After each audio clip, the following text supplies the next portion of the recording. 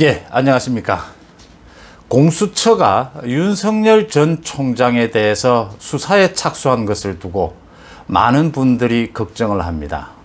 제가 결론부터 말씀을 드리면 세 가지 이유에서 공수처가 윤석열 수사에 착수한 것은 패착이 될 것이다. 문재인 정권이 붕괴하는 시작점이 될 것이다. 저는 이렇게 봅니다. 세 가지를 먼저 간단하게 말씀드리면 그 내용에 있어서 어처구니 없는 말도 되지 않는 내용입니다. 두 번째, 정치적으로 이게 지금 문재인 정권이 공수처를 이용해서 이렇게 윤석열 수사에 나서지 않을 수밖에 없게 됐는데 이렇게 나선 것은 정치적으로 오히려 문재인 정권 민주당이 더 위축될 것이다. 이렇게 보기 때문입니다. 그 다음 세 번째, 이 일을 수행하게 될 그 김진욱 공수처의 법적 정치적 능력이 윤석열을 이길 수 있는가 하는 점입니다. 윤석열을 이길 수 없다는 점에서 능력에서 현저히 떨어진다는 점에서 이 세 가지 점에서 공수처의 윤석열 수사는 실패작이 될 것이다. 오히려 자승자박하는 꼴이 될 것이다. 이렇게 봅니다. 먼저 내용부터 살펴보겠습니다. 자세한 것들은 이미 대부분 다 잘 알고 계시니까 제가 핵심적인 부분만 짚어보겠습니다. 그러니까 공수처가 윤석열에 대해서 이번에 수사하겠다고 하는 것은 옵티머스 사건과 한명숙 사건 두 가지입니다. 친여 성향의 시민단체에 의해서 윤석열이 고발이 된 건은 10건이 더 넘습니다. 이것만 있는 것 아닙니다. 한명숙이나 이 옵티머스만 있는 것 아니고 조국 수사에 대해서도 윤석열은 고발이 되어 있고 지난 10여 년 동안 윤석열이 검사로서 해온 모든 것에 대해서 직권남용 아니면 직무유기로 걸어서 고발이 되어 있습니다. 윤석열을 처음으로 수사하겠다고 나선 것, 이건 이제 한명숙 사건과 옵티머스 사건입니다. 먼저 옵티머스 사건입니다.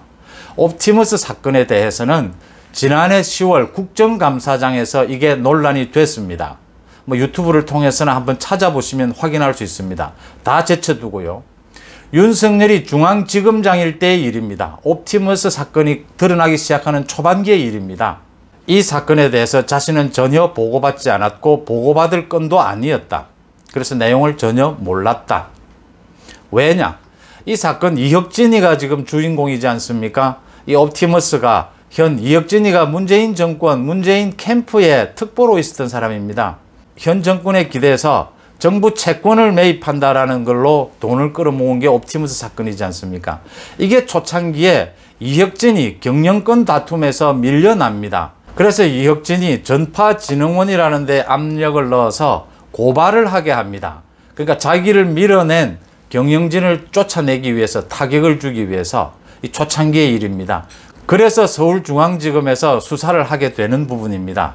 제일 중요한 것은 윤석열은 이 사건에 대해서 보고받지도 못했다. 아무것도 알지 못했다는 겁니다. 이 사건은 지검장에게까지 보고할 내용 건도 아니었다라는 겁니다. 그럼 문제가 다 끝난 것 아닙니까? 경영권 다툼 싸움으로 이 고발 고소되는 이런 건, 이 옵티머스가 수사를 했을 경우에 잘못하면 피해자가 더 늘어날 수도 있다. 여러 가지를 고려해서 이건 수사할 내용이 아니다고 해서 담당 검사는 수사를 하지 않았다는 거죠. 윤석열은 당연히 아무 보고를 받지 못했습니다. 자, 문제는 여기부터입니다.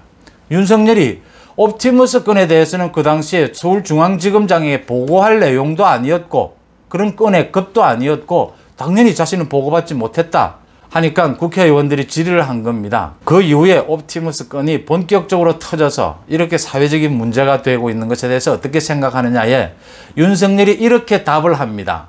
지금 와서 생각해 보면 그 당시에 내가 중앙지검장으로서 좀 더 챙겼더라면 이런 옵티머스로 인한 이 피해를 예방할 수 있지는 않았을까 하는 생각은 든다, 남는다 라는 얘기를 했습니다. 지금 이 건을 걸고 있는 겁니다. 그러니까 이걸 쉽게 비유를 하자면 우리 가족 중에 한 사람이 점심을 같이 먹자고 했는데 먹지 않고 자신 혼자 어디를 간다고 버스를 타고 가다가 사고를 당했다. 그래서 사고 당한 이후에 그 가족들이 이런 말을 우리 흔히 하지 않습니까? 점심 먹고 가라고 더 붙잡을 걸. 그랬으면 그 버스 안 탔을 걸. 그러면 그 사고 안 났을 걸. 지금 이걸 가지고 문제 삼고 있는 겁니다. 그 가족들은 그런 애타는 마음에서 그런 생각이 들지 않습니까? 윤석열의 이 말은 그런 애타는 마음입니다. 한참 뒤에 전혀 예상할 수 없었지만 이 옵티머스 사건이라는 게 터지고 이 많은 국민들이 어려움을 겪고 힘들어하는 걸 보면서 그 당시에 내가 중앙지검장이 보고를 받을 내용도 아니었긴 하지만 지금 와서 돌이켜보면 버스 못 타게 할 걸, 그 당시에 옵티머스를 좀 더 챙겼으면 이거 막을 수 있지 않겠느냐, 이런 안타까운 마음에서 한 말을 가지고 지금 공수처가 수사하겠다고 하는 내용입니다. 이거 유튜브를 통해서 그 발언 내용 그대로 보시면 됩니다. 제가 그 당시에 현장에 있었기 때문에 정확하게 기억으로 말씀을 드릴 수 있습니다. 그 다음 한명숙 사건요. 한명숙 사건은 3번에 걸쳐서 검사들이 집단으로 검토를 했고 그 3번에는 친정부라고 하는 이승윤도 들어있고 조남관도 들어있습니다. 조남관도 권한대행이 됐을 때 처음으로, 지금 개인적으로 판단한 것도 아닙니다. 부장검사, 검사 수십 명이 모여서 투표까지 합니다. 3번에 걸쳐서. 이 한명숙 건은 뭐 이런 겁니다. 그 한명숙한테 돈을 줬다는 것, 이거 대법원 판결에 돈 받은 증거가 다 드러나서 한명숙은 대법원 판결까지 끝난 부분입니다. 그런데 한명숙에게 돈을 줬다는 사람이 감방에서 어떤 사람을 만납니다. 감방에서 만난 그 사람이 한명숙에게 돈 줬다는 사람이 검사들이 강요에 의해서 증언을 했다라는 말을 들은 기억이 있다. 이것 가지고 지금 물고 늘어지는 겁니다. 문재인 정권은 한명숙을 무죄로 만들어 주려고 노력을 하다가 지금 일이 이렇게까지 됐습니다. 추미애까지 나서서 조남관을 압박을 넣어서 조남관이 당시에 부장검사 14명이죠. 14명을 모은 데서 투표까지 했습니다. 그렇게 3번에 걸쳐서 모든 검사들이 이것은 건이 되지 않는다, 말이 되지를 않는다라고 해서 수사를 하지 않았던 겁니다. 이걸 가지고 직권남용으로 또 윤석열을 조사하겠다고 합니다. 이 2가지 건을 공수처가 수사를 하게 되면 수사하는 과정에서 공방전 속에서 한명숙이 무슨 죄를 지었는지, 옵티머스가 초창기에 이혁진을 비롯해서 무슨 죄를 지었는지가 또 다 드러나게 될 겁니다. 이 법리 공방전이 일어나게 되면 누가 이길 수 있을까요? 그 다음 정치적인 부분입니다. 지금 민주당은 윤석열에 대한 공격에 무엇이라도 티끌을 잡아서 윤석열에 대한 공격에 나서지 않으면 안 되는 이유를 갖고 있습니다. 조국 때문에 민주당은 쪼개져 있습니다. 지금 대세론을 달리고 있는 이재명을 어떻게 받아들여야 하느냐로 둘로 쪼개져 있습니다. 송영길 대표 체제가 할 수 있는 방법은 야당을 공격해야 하는데, 그래서 자신의 내부의 이 갈등을 해소해야 하는데 공격할 대상으로 윤석열밖에 보이지가 않는 겁니다. 저는 이건 정치적으로 굉장히 미숙한 판단이다. 윤석열 측은 이미 자신에 대해서 10건 넘게 고발 조치되어 있는 저걸로 공수처를 통해서든 이승윤 검찰을 통해서든 공격이 들어올 걸 이미 예상하고 있는 겁니다. 문제는 시기적인 문제죠. 다 준비되어 있는 겁니다.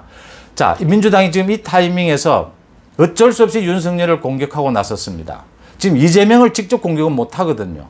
이재명을 흔들기 위해서라도 윤석열을 쳐야 되는 이런 묘한 민주당이 위기에 몰려 있는 겁니다. 그래서 앞뒤 가리지 않고 지금 공수처를 시켜서 윤석열 공격에 나섰습니다. 이게 정치적으로 성공할 수 있겠습니까? 민주당이 바라보는 지점은 2가지입니다.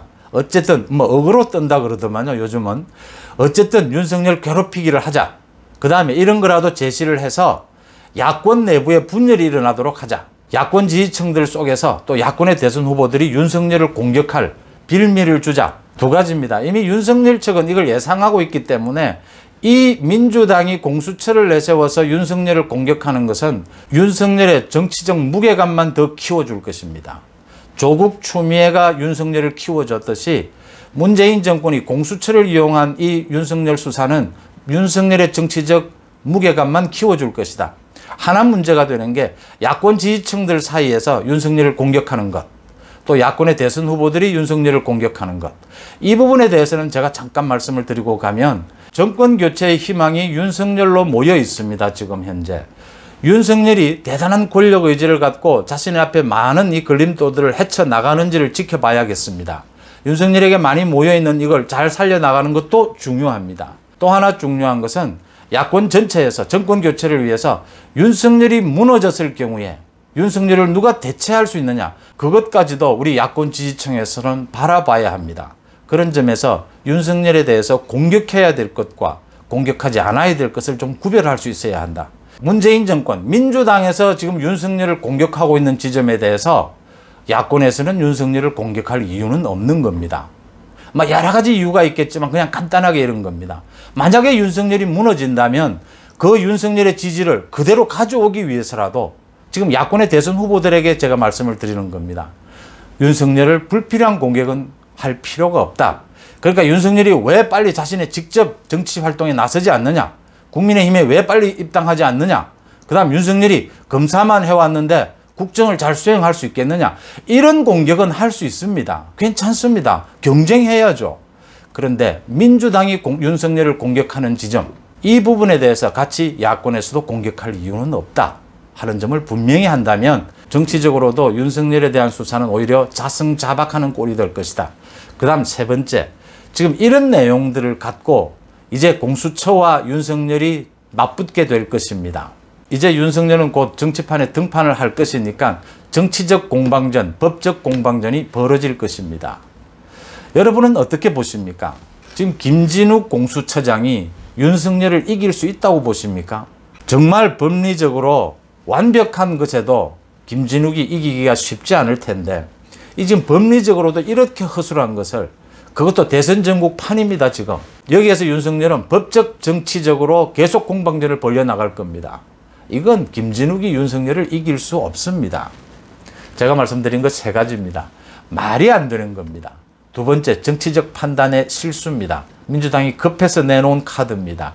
세 번째, 지금 공수처의 능력으로는 윤석열의 반격을 이겨내지 못합니다.